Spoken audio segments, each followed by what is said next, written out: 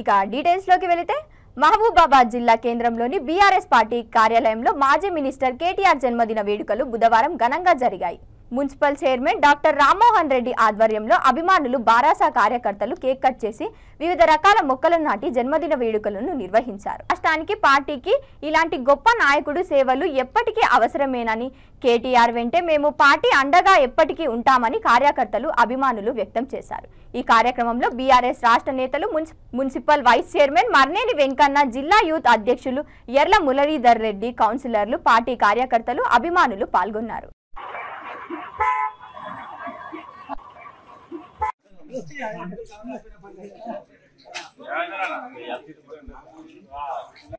ఎడల్పు ఉండాలి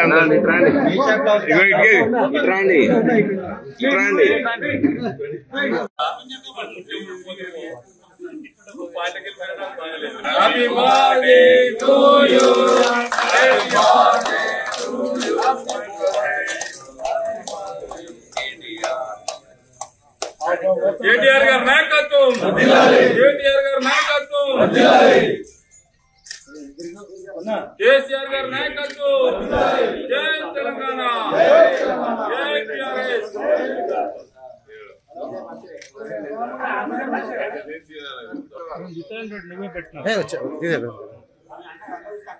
అది రాలే 20 అవుతుంది.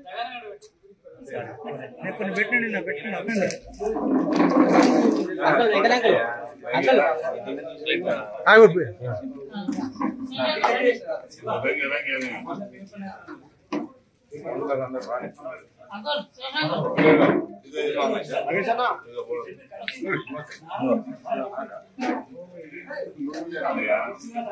సార్ మంచిగా తినిపియండి సార్.